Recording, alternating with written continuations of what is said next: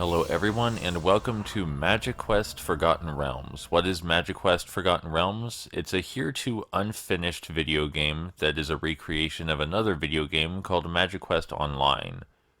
We can walk around, and that's most of what we do, and we can zoom in our vision, which is bizarre, but it helps us get a better look at the pretty textures. So now you may be thinking, what is MagiQuest Online, and why did people want to recreate it? Well, MagiQuest Online was a video game adaptation of a live-action role-playing attraction called MagiQuest. It was sort of a virtual version of MagiQuest where you did quests with other people who played the live-action attraction, and then you could take your progress to the live-action attraction and complete additional quests there, as I understood the situation. I may be wrong, but based on what I've looked up, that seems accurate. Look at this sick fucking portal animation, by the way. That's metal. MagiQuest Online was originally developed by the creators of the Myst series. M-Y-S-T. Yeah, you heard that right. And it's quite a pretty looking game, and there's a lot of atmosphere in it, which is appropriate considering the live action attraction was also about exploring an atmosphere. I assume the music I'm hearing right now is also from MagiQuest Online. And the reason we're playing a recreation of MagiQuest Online instead of the actual MagiQuest Online is because, as you might have guessed, MagiQuest Online is gone forever. But it's being recreated in Unity. At least, it was being recreated in Unity. This downloads from August 2020, so it's not too long ago, but who knows if they're still working on it. Anyway, this area is the clan courtyard, where we can see the homes of the various clans and presumably where they gathered, because as I understood it, this was a multiplayer game where you could meet other magi. This is the warrior clans hangout, as you can see from the banners. The warrior clans in the live-action attraction had red wand toppers. And if you're curious what I'm talking about when I call MagiQuest a live-action attraction, it's kind of hard to explain. It's like a role-playing game, but in real life, with like these massive props, and it's basically an indoor theme park, but also a video game, but also not a video game because there's a real-world component to it. It's kind of crazy. You guys think this water looks drinkable? I think the water looks pretty tasty. But in the live-action real-world MagiQuest, there were also clans, just like you're seeing in this game, and warrior clans had the red topper. I think all the toppers and clans gave you different powers, but the last time I played the live-action attraction was in 2005. And here's the Shadow Clan. You can tell because it spontaneously turned night when we walked in here. There's the Shadow Clan banner. It's got eyeballs and skulls with spikes, as one might expect. The Shadow Clan portrait, though, looks less frightening than the Warrior Clan portrait, which may say something. Maybe there's a lore-related reason why we should be more scared of the Warriors than the Shadow Clan. Because that's just someone with a purple robe. That's not really all that scary. The Warrior guy looks like he was going to bite my head off. But yeah, so just to make sure the plot's being followed properly, what we're playing right now is MagiQuest Forgotten Realms, which is an unfinished recreation of a game called MagiQuest Online, which was a virtual adaptation of a live-action role-playing attraction called MagiQuest. And the reason we're playing MagiQuest Forgotten Realms is because I just sort of recently remembered that MagiQuest was real, like this last week, and I kind of thought maybe I hallucinated it or something, but no, it's a real thing. There are actual indoor live-action role-playing theme park attractions just sort of lying around that you can visit and pay money to participate in. This is the Majestic Clan Courtyard. Majestic colors are blue. Everybody knows this, and I agree wholeheartedly that that blue is the most majestic color. It's not as good a color as purple, but it's pretty beautiful, just like these flat images of idyllic scenery out here are beautiful. Yeah, I think everybody's in agreement that blue is the most regal and majestic color. Perhaps the most attractive color as well. I have a fondness for blue. Just not as big a fondness as I have for purple, that's all. I recently joined the MagiQuest Discord after finding a MagiQuest subreddit, and it's nice that people love MagiQuest so much. A lot has changed since I played it in 2005. A lot of the stuff that I loved from 2005 is still there. If you played a legacy location, MagiQuest got bought out by another company, and they started making their own different version of MagiQuest that kind of ignored the legacy content and started replacing the legacy content with the new content. What is that blob out there? The blob I'm centering my cursor on? Looks like an AI generated that environment blob. There also aren't many standalone MagiQuest locations anymore. The one I visited was in Myrtle Beach, which, as I've been told, was one of their largest and one of their flagship locations, but it was shut down in 2015, which is a shame because it looked like it really had it all, like they put so much effort into that particular location.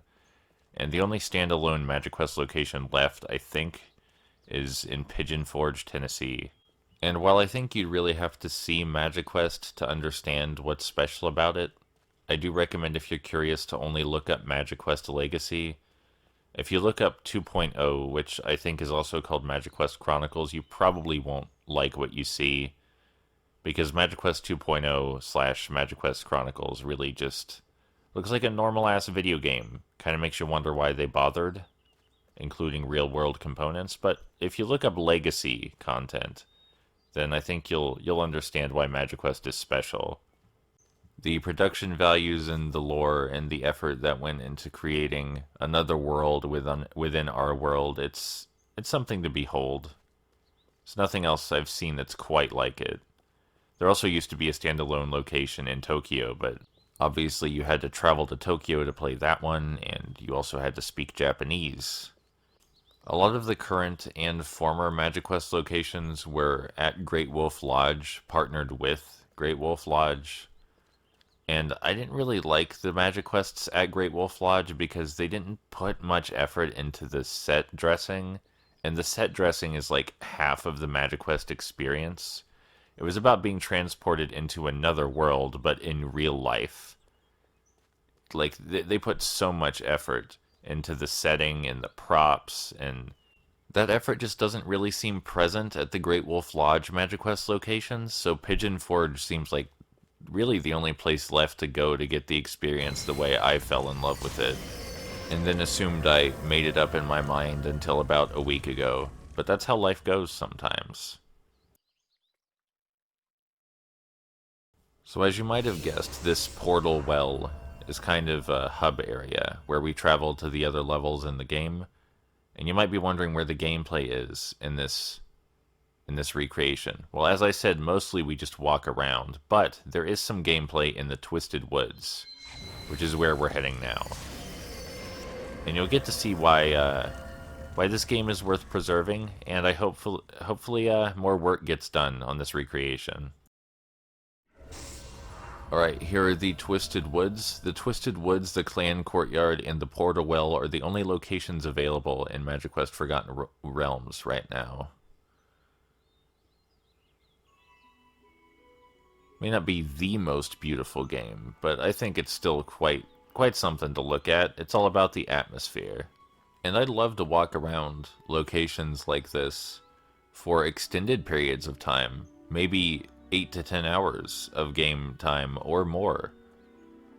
And I would maybe pay money for an experience like that. I can't because MagiQuest Online is gone, but maybe I would have done that if I knew this existed, because it's very pretty.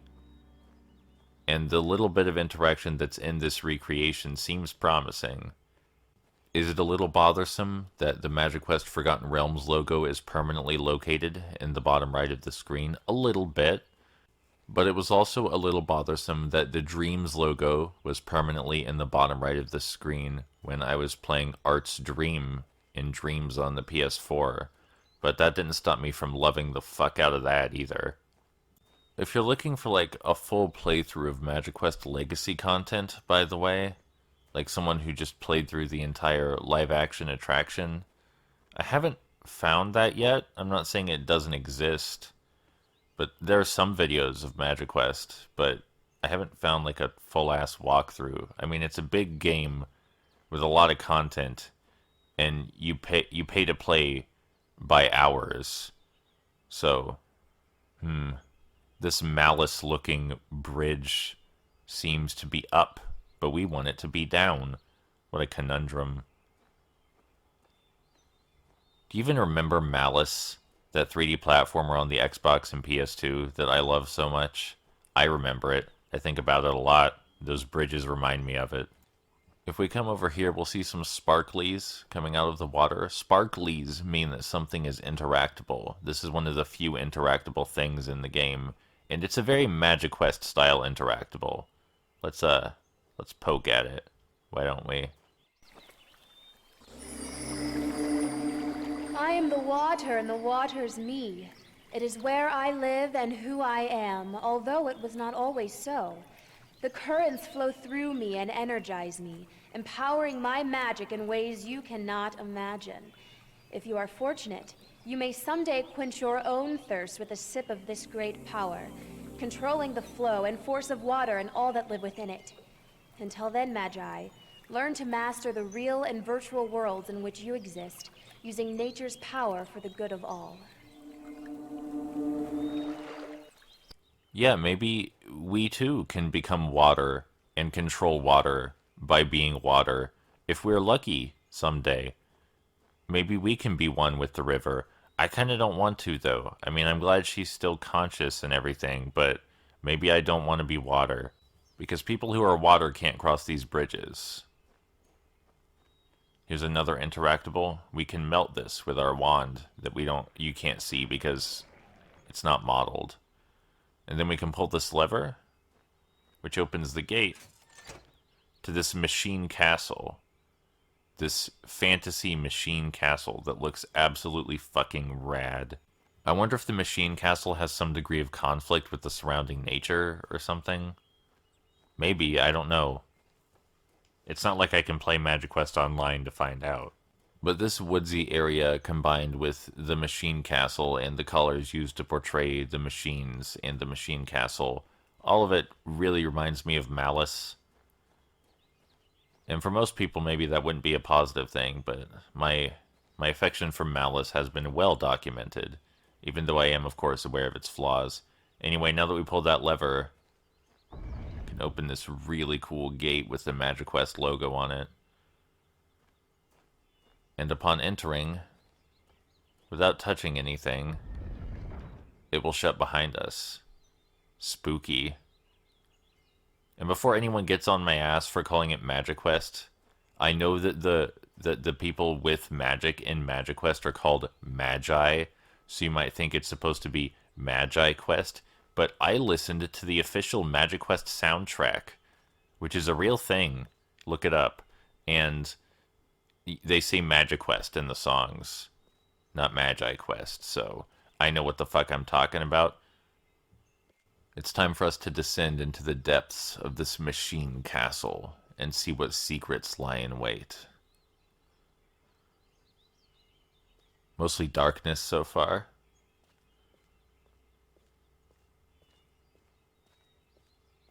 But down here on the bottom floor, it's a bit more intriguing. And there are some interactable levers. All of them light up our cursor, but we can only interact with some of them. One of them just cannot be clicked, no matter how hard we wish to click it. However, we have turned on the machine castle, as you can see, even though it's definitely bothering me that we can't pull the last lever. And there's some machine runes, it looks like, over here. I kind of love this machine cog rune logo thing. That makes sick wall decal. Let's try and pull that final lever one more time. Nope. As you might expect, pulling the lever and turning on the machine castle did change some things, and we can go outside to look at what it might have done to the environment. Well, I mean, that's entirely the wrong way to put it. When I put it that way, it sounds menacing.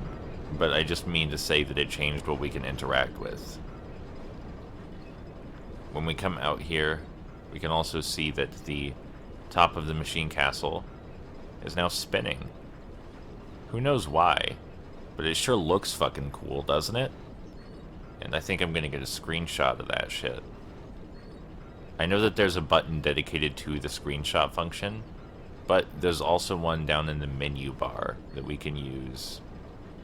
I doubt there's a difference. I hope that screenshot saved somewhere I can fucking find it. Who knows? It's kind of hard to find this game and information about this game. I know it's a recreation of a dead MMO, so you'd think maybe it would be hard to find, but it's harder to find than most. And now, these bridges are interactable, because we've turned on the machine castle. And we can walk into what appears to be the less than healthy part of the woods. And the music will get a bit more ominous. The ambient sounds a bit more sparse. Yeah, a bit spooky in here. And I would love to know why. Why is the music more ominous and spooky here? What happened here? Why is this place across the way from the machine castle? Where does this path lead? What's going on in the world of MagiQuest Forgotten Realms? As I understand it, these questions could easily have been answered in the original game because there were large amounts of live-action cutscenes and a lot of voice acting and a lot of story and a lot of world building, but it's kind of left to our imagination because this recreation is nowhere near complete, and I don't know if it ever will be complete, but the fact that this much exists, it's enough to spark the imagination, give hints as to what might have been here before, and why it's worth being upset that it's gone now. I care. It probably wasn't a great idea to make a video game adaptation of a live-action indoor theme park attraction. I can see why that didn't turn out well financially, and why it might not have sold great. But that doesn't mean it's not worth preserving, and we've hit the invisible barrier. Can't go any further. No matter how much I would like to see what's beyond this turn, can't be done. This is the end of MagiQuest Forgotten Realms. So yeah, this thing's a bit of a curiosity. A recreation of an MMO, which itself was based on a live-action indoor theme park role-playing game thing. How often does that happen? No, seriously, how often does that happen? If it's happened more than once, can you point me to another example? This video game's existence is just such a strange situation that I couldn't pass it up. Never mind the fact that I actually like MagiQuest, or at least I remember liking it, and I'm super glad I didn't just make it up as a child. This is real, right? This video is real. This video game is real. I'm not still asleep from the anesthesia for my endoscopy. Like, I'm actually here, right? This is happening.